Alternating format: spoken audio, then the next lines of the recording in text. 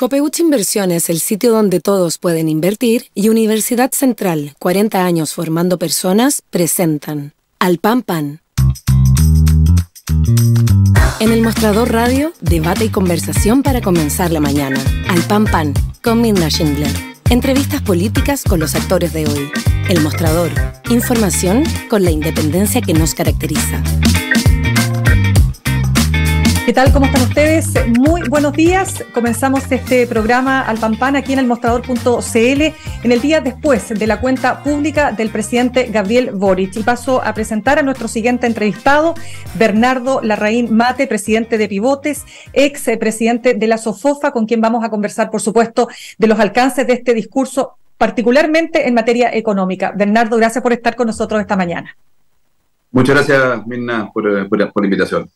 Gracias, Bernardo. Mira, estoy viendo una carta tuya aquí en el Mercurio, donde tú dices que el presidente perdió una oportunidad de oro para precisar medidas tan importantes como crecimiento, ahorro e inversión, pero sobre todo tú haces el alcance respecto de esta intención del presidente de traspasar a la oposición fundamentalmente la aprobación de una reforma tributaria. A ver, en lo esencial, ¿qué es para ti lo medular de este punto de su discurso? Lo medular es lo siguiente, desde que se rechazó la iniciativa original del gobierno, ¿no es cierto? Se habló de que esto cambiaría desde el concepto de una reforma al concepto de un pacto fiscal. Y uno supone que las palabras no son solamente palabras y que tienen un significado diferente. Bueno, ¿qué es lo que es un pacto fiscal? ¿Y cómo se diferencia de una reforma? Un pacto fiscal no solamente tiene medidas precisas y concretas para aumentar la recaudación, como lo tenía la reforma original, sino que también tiene dos patas fundamentales adicionales. Primero, el modernizar el Estado, porque si recauda recursos, bueno, los ciudadanos esperan que esos recursos se gasten mejor. Y segundo, en el fondo, que también tuviera otra pata, una tercera pata, que es, ¿no es cierto?, medidas precisas, tan precisas como las medidas que tenía pro recaudación, medidas precisas para incentivar el ahorro y la inversión, que es especialmente relevante hoy día cuando estamos viendo cifras de desempleo malas, cifras de IMASEC malas. Y estas dos cifras, como decía Óscar Landerreche, hizo un tuit interesante, ¿cierto? No es una cosa contingente, llevamos 10 años con un estancamiento secular. Entonces, más relevante era que precisara las otras dos patas del pacto fiscal. Y es notorio cuando el ministro estaba afuera, le preguntaban por la reforma tributaria, él lo primero que hacía era precisar. El presidente habló de un pacto fiscal, no de una reforma tributaria. Entonces, lo que se insinúa es que hay una significación relevante de esa diferencia. Y sin embargo, el presidente, en su discurso, solo habló de reforma tributaria. Creo que en una oportunidad mencionó el concepto de pacto fiscal. Entonces, por eso en esa carta decía yo, bueno, parece que el ministro no ha logrado convencer al presidente que el pacto para que se diferencie de una reforma tiene esas dos patas fundamentales. Modernización del Estado por un lado y por otro lado incentivos al ahorro y la inversión. Pero si tú has hablado con el ministro o el ministro ha dado señales en tal sentido, ¿por qué dirías tú que eso no queda plasmado tan claramente en el discurso? Porque si tú lees el largo discurso, no hay lo que dice el presidente, insistiremos con las medidas pro inversión que tenía la reforma tributaria original.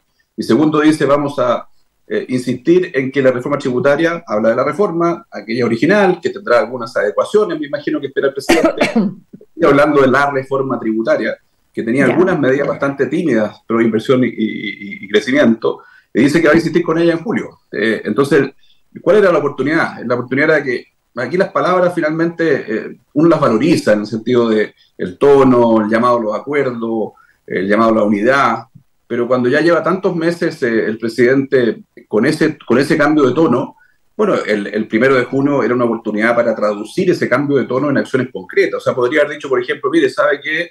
Voy a ponerle el cascabel al gato sobre la modernización del empleo público. Hay 25 diagnósticos que han hecho todos los centros de pensamiento de todos los sectores políticos diciendo que si no modernizamos el empleo público, mal podremos tener un Estado moderno, eficiente al servicio de los ciudadanos. ¿A qué me refiero con modernizar el empleo público? Y el ministro Marcelo sabe muy bien porque participó en las comisiones de modernización del Estado. Y el primer punto que sale siempre es el siguiente, o sea, ¿por qué el empleo público en Chile no tiene un régimen único laboral que permita la movilidad, que sea flexible, que haga evaluación de desempeño de verdad, donde el servicio público estén los mejores profesionales, tecnócratas, personas que están ahí por su mérito y no por designaciones políticas? ¿Y qué es lo que vemos en Chile? Que cada vez que asume un gobierno, más de 2/3 de las personas que dirigen servicios públicos son cambiadas. y eso pasa en los gobiernos de derecha, en los gobiernos de izquierda, y podría haber sido ese, por ejemplo, una iniciativa que anunciara el presidente. Vamos a ingresar a un proyecto de ley que moderniza el empleo público para que las personas que trabajan en el Estado estén realmente prestándole servicio a los ciudadanos y no... Bernardo, ¿sí? Pero para entender entonces, yo quiero, a ver, para podernos poner en un poco cuál es el espíritu y la disposición que tiene, ¿no es cierto?, el empresariado respecto de un tema que para este gobierno es medular, es la piedra angular. La reforma, sin reforma tributaria no hay nada. No hay reforma a las pensiones, dice el gobierno. Bueno, habló del CAE, vamos a estar hablando de aquello también, pero quiero saber si hay disposición, dirías tú, para avanzar en una reforma tributaria o lo ves difícil de poder lograr concordar en los puntos esenciales que esta reforma plantea. Yo siempre digo lo siguiente, en mi sombrero empresario, que por supuesto que no lo niego, no nos tienen que preguntar si es que tenemos disposición o no. La pregunta es si es una buena política pública la reforma tributaria que presentó el gobierno o no. La conversación, los acuerdos se llegan en el Parlamento. Y ahí es donde con quien tiene que conversar es con la oposición. ¿Y es una buena política pública o no? Yo creo que la reforma original claramente no lo era. Eso fue, creo que ampliamente compartido por la Cámara de Diputados, que la rechazó. Pero como concepto una reforma tributaria, ¿eso no una buena política pública, dirías tú, para efectos de poder avanzar en los cambios que el país necesita? Yo creo que condicionar los cambios que el país necesita a la reforma tributaria es equivocado. Se puede avanzar, por ejemplo, en sala común universal, se puede avanzar en mejorar las pensiones de todos los chilenos, se puede avanzar en muchas iniciativas, ¿no es cierto?, que el presidente anunció.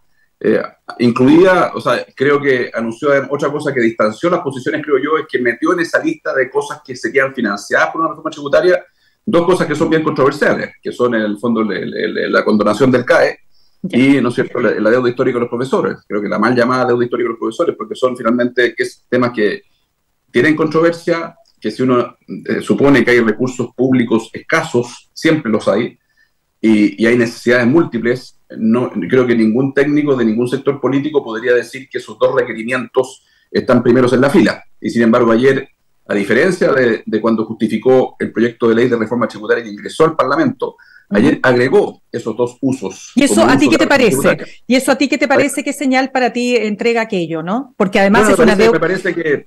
Me parece que distancia posiciones con la oposición. Cuando no hay acuerdo en que esos dos usos son prioritarios para las necesidades de las personas hoy día, que él los ponga como uno de los usos de la reforma tributaria que él propone, y no solo eso, sino que además condiciona otros usos que sí son urgentes e imperativos, como sala común universal, como el aumento de las pensiones. Bueno, obviamente distanció posiciones, eso yo creo que es objetivo. Nadie podría pensar en el fondo que agregar esos dos usos que son controversiales iba a producir una mayor convergencia en torno a la reforma tributaria. Claro, pero acuérdate, solamente para detenerme un punto ahí, acuérdate que para este gobierno, o al menos ese fue el espíritu para poder ser el electo, entre sus promesas de campaña, estaba, ¿no es cierto?, la condonación del CAE, que es un tema que es súper complejo porque, claro, tiene muchos elementos para discutir si es que se puede o no se puede, si es que el país está en condiciones o no, pero que hay un problema ahí, hay un problema, porque hay una cantidad de morosidad que está detenida, que está planteada ahí y que no tiene, pareciera ser, forma de resolverse. Entonces, desde ese punto de vista, pareciera ser que el gobierno intenta ser coherente con una promesa, pero que no la puede cumplir porque no tiene la plata. Bueno, pero el ministro Marcel había dicho en repetidas ocasiones que la condonación del CAE había dejado de ser prioridad, porque cuando un gobierno asume, se enfrenta con la realidad, y la realidad le impone otras necesidades, inmigración, seguridad pública, empleo formal, y por lo tanto ya suponíamos que las prioridades habían cambiado, y renace estas dos cosas que son más bien señales a ciertos grupos de interés que tienen demandas legítimas, que están más cerca del gobierno, digamos. Entonces creo que eso claramente distancia las posiciones y no es coherente con lo que había anticipado el ministro Marcel. Por eso yo observo esta cierta contradicción entre el intento del ministro Marcel de decir esto es un pacto fiscal que contendrá medidas por inversión, que contendrá medidas de modernización del Estado, y lo que anuncia el presidente, que básicamente sigue hablando de una reforma tributaria recaudadora. Ahora, ¿cómo se recauda? Mirna, porque muchos decimos que Chile recauda menos que los países de la OCDE. Bueno, primero hay que hacer una serie de precisiones a esa comparación porque no se están comparando peras con manzanas, pero dejemos eso de lado un segundo. Pero la principal diferencia del sistema tributario chileno con la de todos los países que nos queremos comparar es una que nadie quiere hablar, que es básicamente que la base de contribuyentes es muy estrecha en Chile. Solamente el 15% de las personas en Chile pagan impuesto a la renta. En todos los países que los queremos en el fondo asimilar, el 85% de las personas pagan impuesto a la renta. Sé que es políticamente incorrecto, sé que es impopular, pero es que además porque los sueldos, pero es que los sueldos son muy bajos también en Chile, entonces ahí te quedaría la escoba. Pero mira, a igual sueldo, una persona en Nueva Zelanda paga mucho más impuestos que una persona en Chile. A igual sueldo, una persona en Nueva Zelanda empieza a pagar impuestos y en Chile no paga. Entonces, ¿qué es lo que es un pacto tributario? Un pacto tributario es que nos involucra a todos los ciudadanos de un país y no se le carga siempre la mano a un grupo pequeño, digamos. Finalmente Chile tiene de las tasas más altas de impuestos a las empresas, de las tasas más altas de impuestos, de la tasa marginal de impuestos a las personas. Y la principal diferencia, hay que decirlo con claridad, está en la base de contribuyentes. Incluso podríamos bajar el IVA, que afecta mucho más a las personas más vulnerables. Y ampliar la base de contribuyentes. Y ampliar la base de contribuyentes no solamente en el fondo para que ciertas personas empiecen a pagar impuestos, sino que también para que bajo un cierto umbral existe un impuesto negativo, que se le retorne a esas personas de los sectores más vulnerables una cierta cantidad de impuestos, digamos. Entonces, eso no se quiere tocar. Entonces, ¿cómo podemos hablar de un pacto tributario si no nos involucra a todos? Bernardo, solo me permites un punto ahí, un alcance. Cuando tú mencionaste los ejemplos, me dijiste de, no sé si fue Suecia que lo nombraste. Nueva Zelanda. De acuerdo, pero mira, un tema que siempre te va a retrucar los analistas de izquierda o de centro izquierda es que sí, pero aquellos países tienen algo que nosotros no tenemos, que son derechos sociales súper consagrados como la educación y la salud. Entonces, cuando tú tienes que pagar tanto para tener una buena salud o para tener una buena educación, es decir, los sueldos no alcanzan. Entonces, imagínate aplicarle a ese país que está tan resentido con una mediana de sueldos de 450.000 pesos, aplicarle además más impuestos, claro, pareciera ser imposible. En eso estoy de acuerdo, Mirna. O sea, la primera prioridad, ¿no es cierto?, es decir, bueno, mejoremos sustancialmente la educación pública o propongamos algo que sea creíble para la ciudadanía, que implica un camino de mejora. Que ese mayor pago de impuestos se note, que se noten cuestiones que a la clase media particularmente le van a llegar, no de promesas que finalmente no le llegan. Entonces ahí hay un tema súper importante. Los mismos sectores que tú decías que argumentan así, tú decías sectores de izquierda, en fin. En general. No pusieron como prioridad en el año 2011, cuando empezó la discusión educacional, no pusieron como prioridad mejorar la educación pública. Al revés, dijeron, todos los problemas de la educación en Chile se deben a problemas de estructura. Entonces, pongámosle cortapisa a ciertos componentes de esa estructura. La educación particular subvencionada, los colegios particulares, el aporte de los padres, ¿no es cierto?, como copago, etcétera, etcétera, etcétera, en vez de mejorar la educación pública. Se invirtieron las prioridades, digamos. Entonces, y ahora dicen, no tenemos una educación pública de calidad, ¿cómo podemos en el fondo cargarle la mano a las personas? Bueno, mejoremos la educación pública. Eso, pucha, mira, te voy a invitar para otra conversación, pues yo creo que ese es un temazo, ¿no? De cómo nuestra educación pública llora por la necesidad de ser efectivamente alcanzar un... Tú has visto lo que ha pasado con el Liceo Bicentenario, con el Liceo de Excelencia. Total, y parte de esa responsabilidad son de sectores que promovieron, ¿no es cierto?, y o fueron cómplices de la violencia que ocurrió, por ejemplo, en el Instituto Nacional. Entonces, por eso te digo, no podemos aumentar la base de contribuyentes mientras no mejoremos la educación pública. Los mismos que destruyeron la educación pública, parece ser bastante contradictorio. Claro, pero mira, como tenemos que avanzar en la cuenta de ayer, volvamos entonces a la cuenta. Entonces, el presidente, tenemos claro, ¿no?, la posición que tú has señalado respecto a la reforma tributaria. Ahora, cuando él dice la reforma de las pensiones ya no resiste más, ni mañana ni 10 años más, o sea, es hoy día. ¿Cómo se avanza entonces con una reforma tan necesitada y tan sentida por la ciudadanía? Bueno, nuevamente, si uno empieza a repetir conceptos, estos conceptos empiezan a vaciarse de contenidos. Entonces, ¿qué es lo que uno esperaba? Así como en el caso del pacto fiscal, uno esperaba en el fondo que hubiera medidas de modernización del Estado, medidas de incentivo al ahorro y la inversión, aumento de la base contribuyente, etcétera, etcétera, etcétera, que no fueron anunciadas. En pensiones igual. Dice, bueno, hay que aprobar la reforma de pensiones. Bueno, estamos todos de acuerdo que hay que aprobar la reforma de pensiones. Pero insinuó algún cambio en su proyecto de ley que acercara posiciones ayer. No lo hizo. Solamente dijo que debía cumplir los objetivos que se propuso. Pero sería bueno que hubiera dicho, mire, vamos a cambiar esto otro, vamos a eliminar las cuentas nacionales, que claramente han sido muy controversiales, que están aparentemente, entre otras cosas, en la salida del subsecretario. En fin, entonces no precisó, no quiso romper inercias. Si dice, bueno, yo quiero aprobarla en junio, bueno, estamos el 1 de junio.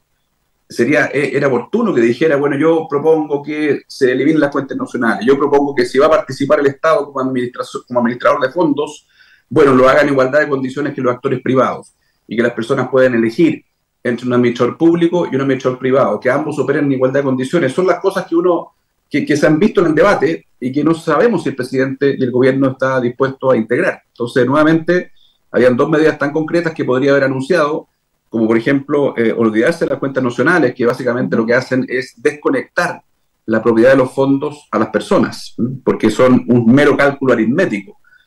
Y segundo, haber dicho, ¿no es cierto?, que el administrador iba a ser un administrador estatal, está bien, pero que iba a competir exactamente en las mismas condiciones que administradores privados. No lo hizo, y por lo tanto, si bien uno valora el tono de llamar a un acuerdo, hubiera sido útil que mostrara en el fondo algunas cartas distintas a las de su proyecto original. Sí, Bernardo, fíjate que, no sé, yo no soy economista, evidentemente, leyendo y analizando un poco las cifras, yo leía que la inversión extranjera en Chile había aumentado, ¿no es cierto?, respecto, y había logrado en 2022 el registro más alto en relación a 2015, ¿no? El gobierno siempre levanta estas cifras, ¿verdad? Entonces, quisiera para que tú me ayudes a matizar, ¿qué elementos, qué anuncios concretos debió haber realizado ayer el presidente y el gobierno en materia de crecimiento, en materia de inversión, como dices tú, en materia de ahorro y, por cierto, de empleo?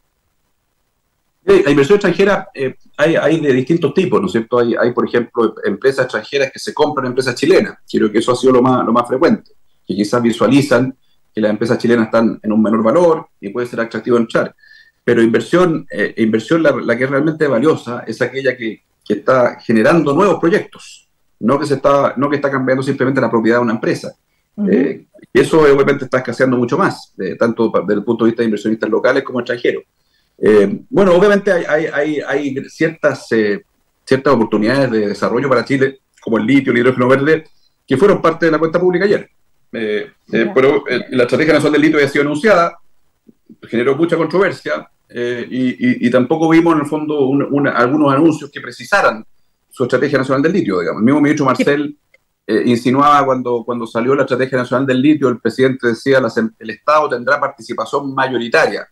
Y luego el ministro Marcel intentó decir que eso solamente para los proyectos estratégicos. Bueno, ¿qué significa un proyecto estratégico? ¿Quién define cuando un proyecto estratégico de litio, cuando un proyecto de litio es estratégico, por lo tanto, participación mayoritaria del Estado, y cuáles no son estratégicos, donde supuestamente habría libertad para que actores privados lo desarrollaran por sí solos? Y eso todavía no está claro, no, dices tú. Eso no, nadie sabe qué significa eso. Es una distinción bastante arbitraria, porque la palabra estratégico es una palabra bastante amplia. ¿Qué proyecto no es estratégico si estamos pensando que Chile puede ser el principal productor de litio del mundo? Entonces ahí perfectamente podría haber abierto la puerta a una participación privada mucho más vigorosa. ¿Por qué Argentina está superando a Chile en producción de litio? ¿Por qué Australia ya superó a Chile en producción de litio? Porque, Australia y Argentina optaron por lo práctico. Están entregando concesiones a empresas privadas y cobrándoles un buen royalty para que el Estado reciba parte del valor del desarrollo. O sea, ¿a ti te sigue pareciendo una mala política el que el Estado tenga participación mayoritaria, aunque sea un 51% en la explotación del litio? ¿Eso sigue para ti siendo un tema de fondo? Restringe el universo de interesados. Tú sabrás misma que hay ciertas empresas que están dispuestas a ser socios minoritarios del Estado y otras que no. Hay empresas que han desarrollado ese músculo de lidiar con un Estado accionista controlador, otras que concentran su músculo y su expertise en desarrollar tecnología, en emprender y no en interactuar con el Estado como socio. Ahora todas están dispuestas en el fondo y saben que el desarrollo de un proyecto de litio debe pagar un royalty relevante al Estado. Esa es la forma que el Estado capture el valor del litio y lo reinvierta en las necesidades sociales de Chile. No creo que sea la forma, y creo que está ahuyentando a muchos actores. Si tú ves los planes de inversión futuras de las empresas, incluso que están en Chile, SQM y Albemarle, no hay ningún proyecto futuro más que la operación actual que tienen en Chile. No hay ningún proyecto futuro, eso es una información objetiva. Albemarle tiene proyectos en Australia y Estados Unidos, SQM chilena tiene proyectos en Australia.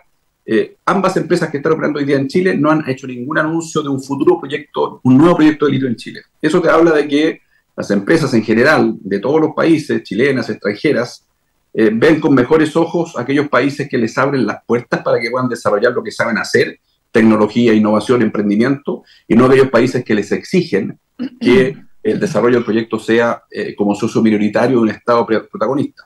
Ya, fíjate que la presidenta de la SOFOFA, Sofía Navarro, decía que valoraban el tono, pero Rosario. claro, perdón, exactamente, Rosario Navarro.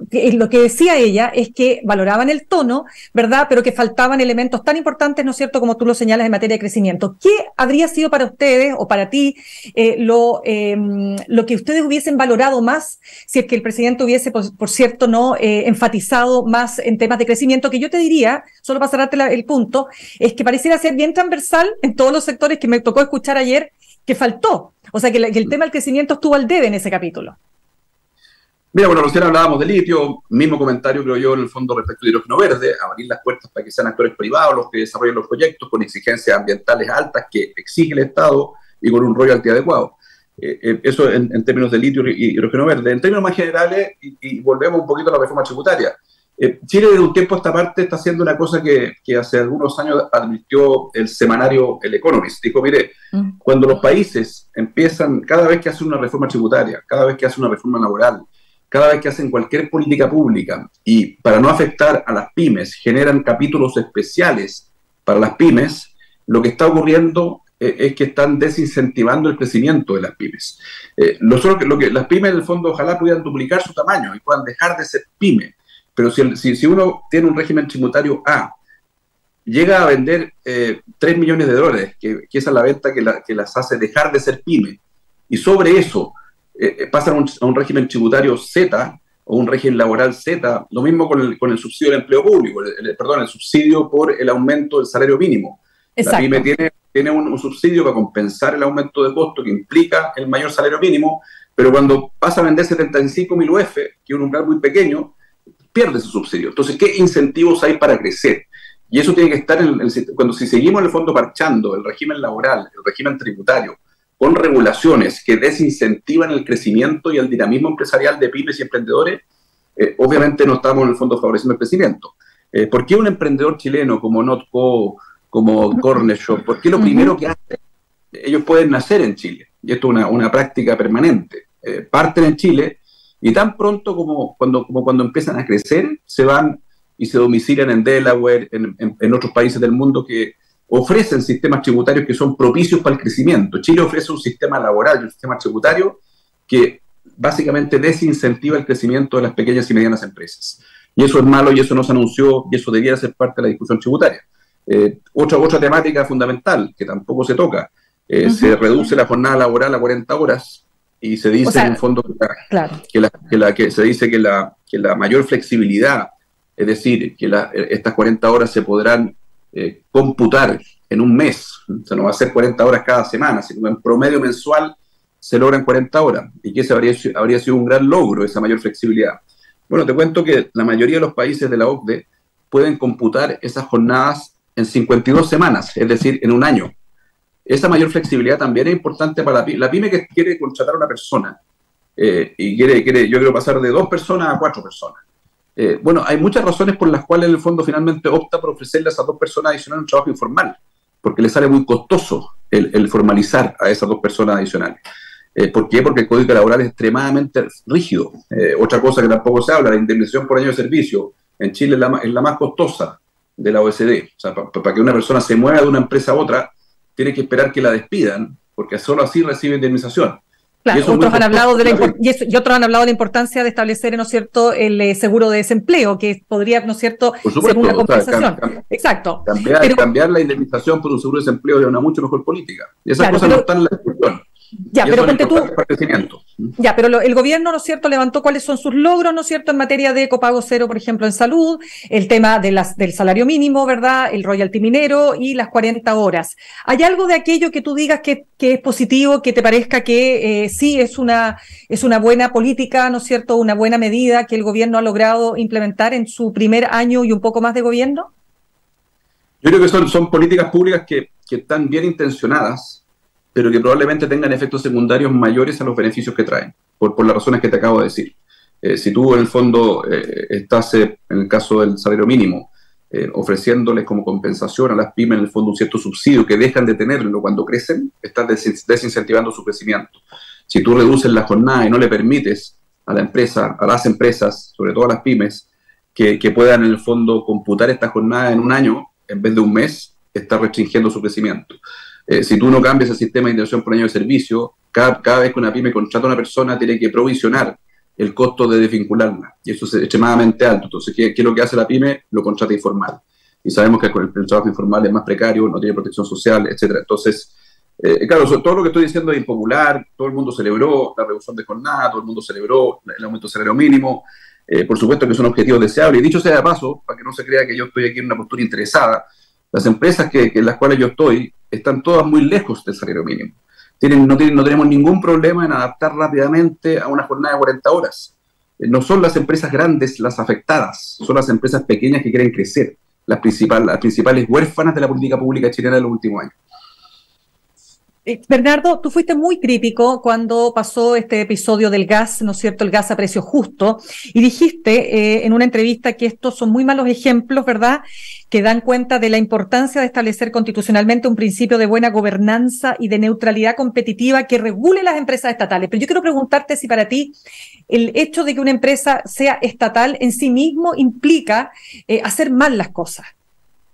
No, por eso mismo dije que eran dos principios que básicamente son completamente coherentes con la existencia de empresas estatales, sea una empresa de combustibles como ENAP, sea una empresa litio, sea un administrador de fondos de pensiones, pero el principio fundamental es que no se instrumentalicen las empresas estatales para hacer política pública.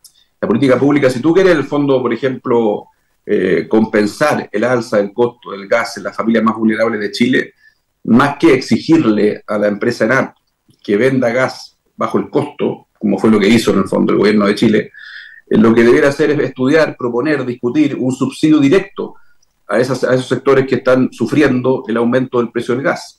La empresa tiene que operar con las mismas reglas que opera una empresa privada, y eso rige para la empresa pública del litio, para el administrador de fondos de pensión, y por eso planteé que fuera mucho más precisa la nueva Constitución, una cosa que insinúa, porque dice, cuando se crea una empresa pública, estará sujeta a las mismas reglas de los privados. Pero yo creo que hay que ser mucho más preciso en la Constitución, decir en el fondo el principio de neutralidad competitiva. Cada vez que opera una empresa pública, opera en las mismas condiciones que la empresa privada, y no va a ser un instrumento de política pública. Ahora, esto es controversial, hay personas que creen que las empresas públicas sí tienen que ser instrumentos de política pública, nosotros creemos que no. Bernardo, dos temas que me quedan porque se nos va acabando el tiempo. Cuando el presidente menciona la ley de delitos económicos, que se acabaron las clases de ética, que es una de las leyes emblemáticas de este gobierno, ¿cómo recibes tú, o más bien, cuál es tu percepción de esta ley, que lo que pretende, ¿no es cierto?, es poner penas más altas, por cierto, a aquellas personas que cometan delitos de cuello y corbata? Yo creo que en términos generales que las penas tienen que ser proporcionales al delito, con independencia de quién lo hace. Eso es un principio general que tiene que orientar todas las sanciones penales. Al mismo delito, la misma pena, cualquiera sea la persona que comete ese delito. He escuchado a algunos abogados sobre esta ley que rompe ese principio, digamos, que por ejemplo, si un delito X, hablemos de un delito que pueda ser muy grave, poco grave, medianamente grave, habría un agravamiento en función del nivel ejecutivo que tendría la persona dentro de la empresa. Yo creo que por supuesto que hay siempre responsabilidades de la persona que acomete directamente un delito y la persona que es su superior, digamos. Por supuesto que hay ambos tipos de responsabilidades, pero sí debiera mantenerse ese principio general de que las penas deben ser proporcionales al delito y no necesariamente discriminar por el tipo de persona que la acomete. No estoy diciendo que ese sea el caso de esta ley que se aprobó. La verdad que tendría que estudiarla bien. Estás poniendo el énfasis en ese punto, estás poniendo el énfasis ahí que me parece importante. Y lo último, Bernardo, que me parece también relevante saber tu opinión, se ha señalado que, y no solo desde el mundo de la centroizquierda, es decir, yo te diría que es bastante transversal esta idea de que si no se aprueba una nueva constitución, se va a seguir estableciendo, ¿no es cierto?, se va a seguir manteniendo esa cuota de incertidumbre que también le hace mal a la economía. ¿Cómo ves tú lo que puede ocurrir a partir de la próxima semana con el comienzo del Consejo Constitucional para escribir una nueva constitución? Yo estoy 100% de acuerdo con ese concepto. Tenemos que terminar este proceso bien. Ojalá que todos los integrantes del nuevo Consejo Constitucional estén en esa parada. Y que no haya ninguno que esté en la parada, ¿no es cierto?, de abortar el proceso o de ponerle tropiezos caprichosos, por así decirlo.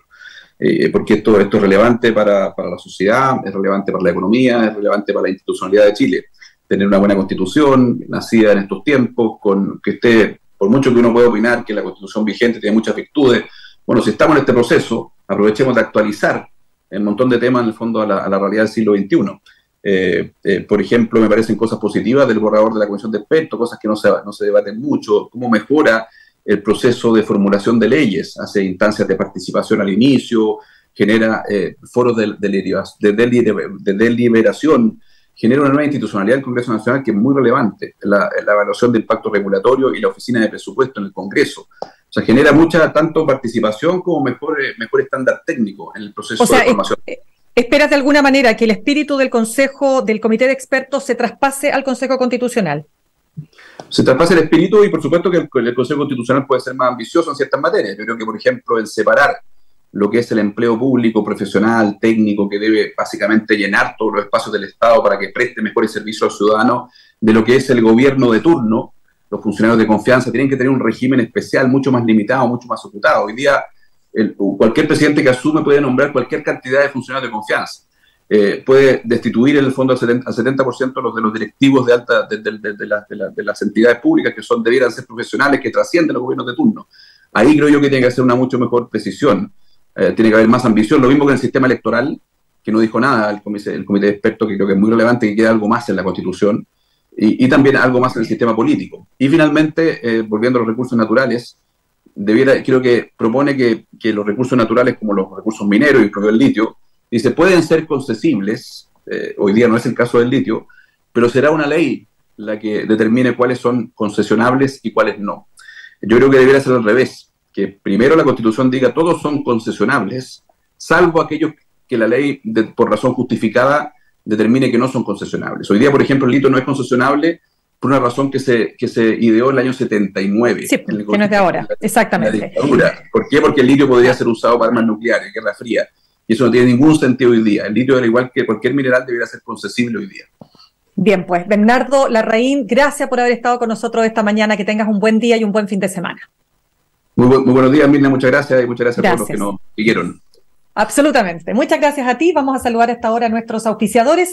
Copeuch Inversiones te ayuda a cumplir tus metas desde 1.500 pesos y con una comisión que se acomoda a tu bolsillo. 100% digital, fácil de usar, te acompaña y con el completo control de tus fondos. Copeuch.cl, el sitio donde todos pueden invertir. Y Universidad Central, 40 años formando personas. Ven a vivir la experiencia USEN. Para los que buscan avanzar, posgrados USEN, acreditada y adscrita a gratuidad. Conoce más en posgradosusen.cl. Nos vamos a un corte al regreso. Axel Callis, director de Data Influye, para analizar todos los alcances que tuvo esta cuenta pública del presidente Gabriel Boric. Ya volvemos.